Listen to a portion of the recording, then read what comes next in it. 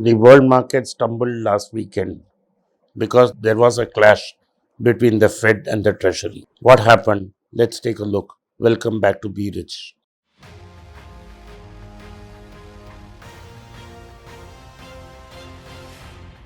There are two different arms in America which deal with finances.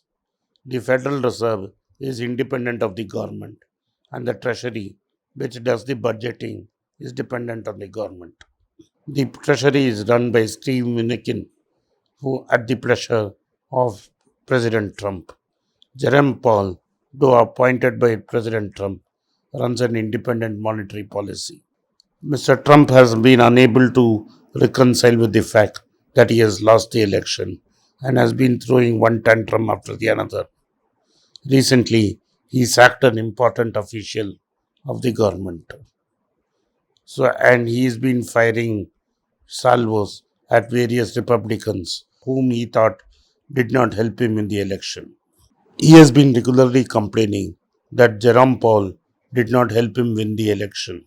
Last week, now that it is very clear that he has lost the election, Trump ordered his Treasury Secretary to turn into a hawk. What do you mean by a hawk? He wants to slash government funding and put pressure on the economy. Of a suite of programs announced by the Treasury as soon as the pandemic struck was a backstop agreement to help credit credit to various sectors of the economy. Especially, there was a credit guarantee on loans taken by municipalities and state governments. That is, if they fail to honor the commitment, the Fed would backstop the loans. Also, there were several backstop agreements to help banks lend to small and medium businesses. This helped a lot of the companies to do business, and trillions of dollars of private lending, which would have frozen up because of liquidity conditions. Liquidity conditions opened up, and several deals were done.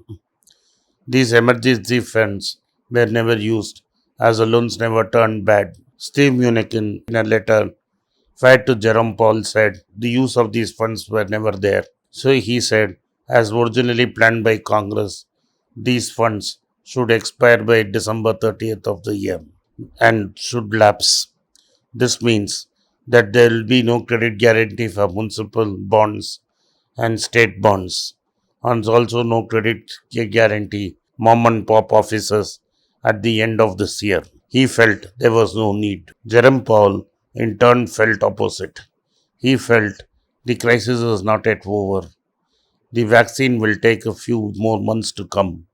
And by the time everybody in America is vaccinated, another year would have rolled by and would be premature to roll back this scheme, and this could create lot of job losses. He pointed out the difference between liquidity and requirement of capital. Like this is what is playing out in India also. Government is asking banks to lend. Banks have no statutory capital. Liquidity and deposits do not mean that banks can lend them out, because if loans get bad, they have to set it against their capital. And since capital is scarce, no bank will take the risk of lending.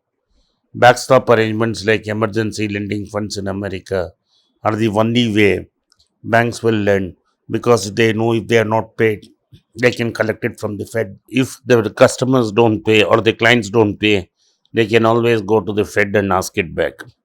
Fed has also used these emergency funds to buy private corporate bonds, and as far as going to buy junk bonds ETF. This has injected huge liquidity into the system and kept stocks very high. This is the reason that the global markets have rallied, and Trump, in his defeat, wants to teach the markets a lesson. This has led to the usual spat between and Democrats. Democrats don't want the current president to make the decision, and they would rather wait for the new president, Joe Biden, to come up and make this decision. Convention in America is that when a president is going out, he does not make such big decisions, and he waits for the next government to come in and make decisions. Trump also has pulled out America out of the Paris Accord, which Obama himself crafted. with great difficulty. Joe Biden has said America will be back in the Paris Climate Accord in January. Whatever damage Trump has done, Joe Biden has promised to overturn them.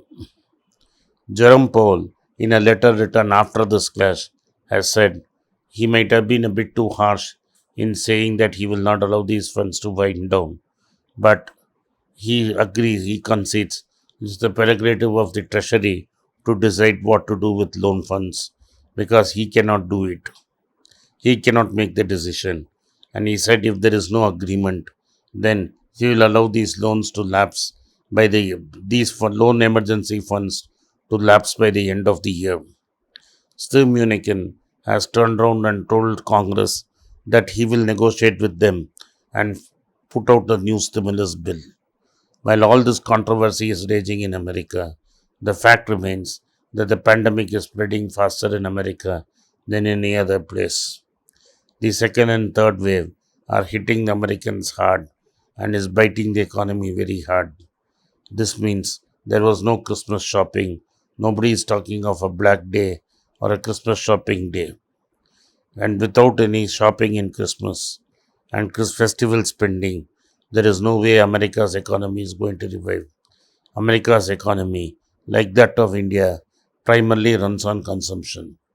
If Trump tries to act funny, what little consumption is there is going to vanish, and America is going to have tough time next year. This will also affect China because China's main economy is also not consumption, but supplying to demand that America and the rest of the developed markets have. So the fight between Trump and Biden has spilled over to the monetary space where he is trying to dictate terms to the Fed. The Fed initially pushed back and has now reverted to say that the Treasury can do what it has, while while the Fed Reserve is committed to backstop any effort of the government. Let us see how this clash between Biden and Trump plays out, whether these loans are allowed to be phased out. If these loans are phased out, then there will be a psychological pressure on banks not to lend money. Lending contraction which is happening in America will also affect our shores because our markets have rallied by the excess funds provided by the Federal Reserve. Let's wait and watch to see what happens as time goes by. Thank you for watching Be Rich. If you like this video, press the subscribe button of my channel, hit the like button and turn on the bell notification. If you use Kindle, you can buy the book using the Kindle link given below. If you want a hard copy, send a message to the WhatsApp number given below and my team would get in touch with you. At the very end, if you want to get in touch with me, please send a mail to berichenglish@gmail.com. I am grateful for your support of Be Rich.